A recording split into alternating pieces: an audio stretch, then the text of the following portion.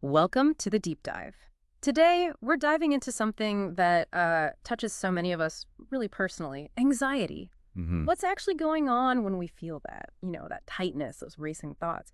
And importantly, how can faith help? Not just comfort, but like real tools. Exactly. And we've got some great source material to unpack that, a podcast and a blog post.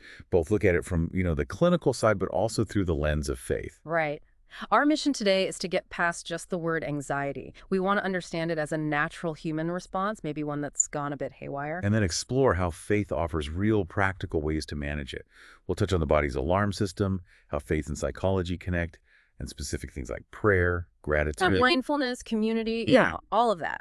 Okay, let's start with the basics. Clinically speaking, what is anxiety? Because sometimes you hear things like, don't be anxious, and it feels, well, impossible. Totally. That blog post laid it out well.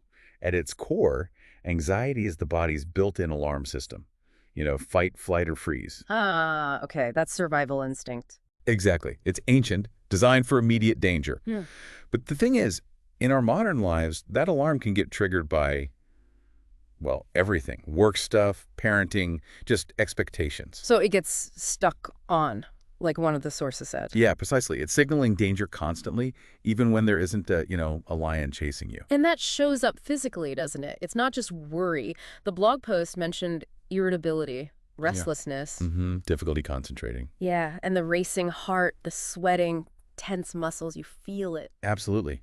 And neurologically, there's stuff happening too. The amygdala, the brain's threat detector, gets really active. Okay. And the prefrontal cortex, which handles reasoning and emotional control, its influence can kind of decrease. That balance gets thrown off. Right, which explains why it can feel so overwhelming, maybe less rational. Exactly. But understanding that, like both sources point out, is actually empowering. It's not a flaw. It's a system doing its job, maybe a little too enthusiastically. Okay, so that's the biological one. Now, how does faith connect with this?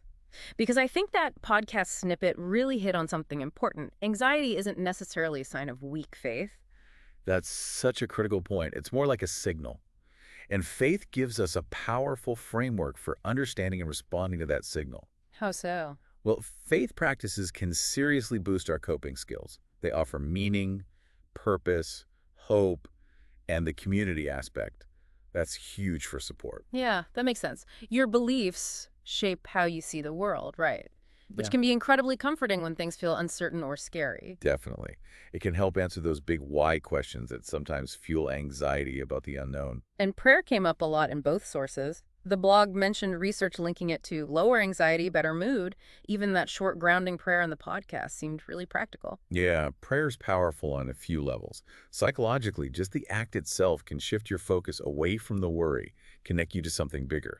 And as the blog noted, some research suggests it might even activate brain areas tied to emotional regulation, calming things down chemically. Interesting. Then add the community piece. Yeah. Belonging, being understood by people who share your values, that directly counters the isolation anxiety often brings. Right. Feeling less alone automatically lowers the stress level, doesn't it? It really does. So it's not faith versus psychology.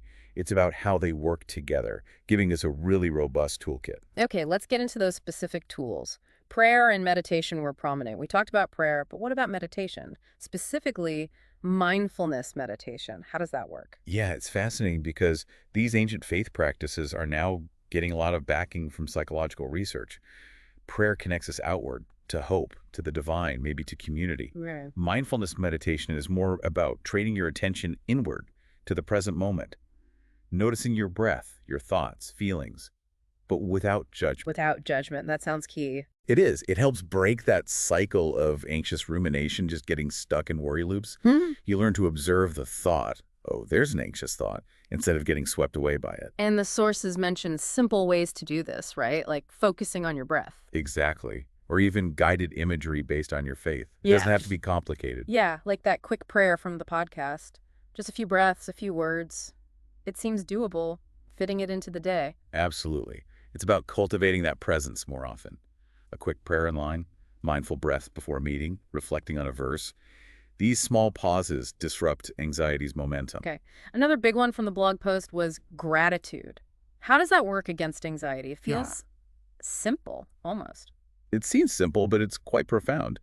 Actively practicing gratitude journaling, saying thanks, just mentally noting things literally shifts your brain's focus. From the negative to the positive? Exactly. Hmm. It doesn't ignore the bad stuff, but it forces you to also see and appreciate the good.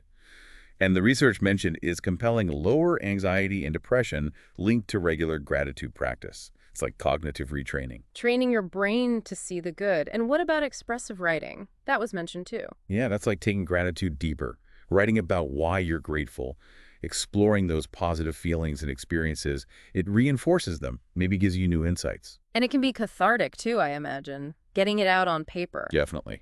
Just a few minutes a day can make a difference over time. Simple, but effective. Okay, we touched on mindfulness with meditation, but it was also framed as a broader approach, mindfulness and acceptance. Being present, but also embracing discomfort. That sounds hard when you're anxious. It is hard. It takes practice. Mindfulness here means observing those anxious thoughts and feelings without immediately getting tangled up or judging them. Like noticing I'm having an anxious feeling rather than I am anxious. Creating some distance. Exactly, a little bit of space. And acceptance isn't liking the anxiety. It's acknowledging it's there without fighting it so hard. Sometimes the struggle against it makes it worse. Yeah, that makes sense, like quicksand. The blog linked this to living in the present, a common theme in faith. Right. It's about grounding yourself right here, right now, which scripture often encourages too. And specific techniques like mindful breathing and body scans, how do they help with acceptance? Mindful breathing is huge. Focusing on the physical sensation of breath anchors you in the present, pulls you away from future worries or past regrets. It becomes almost a spiritual practice. Hmm. Body scans involve tuning into physical sensations, tension, warmth, whatever, without trying to fix them, just noticing. It increases awareness and can help release that physical tension where anxiety often lives, acknowledging it to let it go. Got it. And the community aspect, we mentioned it, but it seems crucial, that sense of belonging from faith groups. Absolutely vital. We're social creatures. Faith communities offer that deep sense of belonging, shared values, mutual support. And just talking about anxiety in that space can help, right? Hearing others share similar struggles. Hugely. It normalizes the experience. You realize you're not alone, which instantly reduces that isolating feeling anxiety thrives on. Plus, many faith groups offer practical resources, workshops, mental health awareness, support networks. And then there's scripture itself. For many, that's the bedrock. The blog mentions specific verses like Philippians 4 or Isaiah 41 about peace and support. Yeah, scripture offers consistent messages of hope, reassurance, God's presence, reading, reflecting, memorizing these verses. It can be like an anchor, a way to consciously redirect your mind to truth when anxiety starts shouting. Like a calming mantra almost. Exactly. And building on that, the idea of creating personal affirmations based on your faith. Actively countering negative self-talk with faith-based truths. Like I am worthy of peace or I trust the path. Precisely. It's about intentionally rewiring that internal dialogue towards a more positive, faith-centered perspective. Okay, lastly, the idea of routine. How does structuring your day with these practices help manage anxiety? Routine brings predictability and a sense of control, which are often the first things to go when anxiety flares up. Right. It feels chaotic. Yeah, exactly. So starting the day with prayer or meditation sets a calmer tone. Scheduling gratitude makes sure you actually do it. Weaving in mindful moments keeps you grounded. Like little anchors throughout the day. But the blog also wisely mentioned flexibility. Life happens. The routine is a guide, not a rigid cage. You need to be able to adapt. So pulling it all together, these faith-based approaches seem really rich. They offer spiritual comfort, sure, but also very practical, actionable tools. They really do. We've covered prayer, meditation, gratitude, community, scripture, affirmations, routine. It's a multifaceted approach. And the synergy with psychology is key, isn't it? It's not one or the other. Not at all. They complement each other beautifully, offering a holistic path to well-being, mental, spiritual, emotional. And crucially, as the sources reminded us, using these strategies doesn't mean you shouldn't also seek professional help if you need it. Absolutely.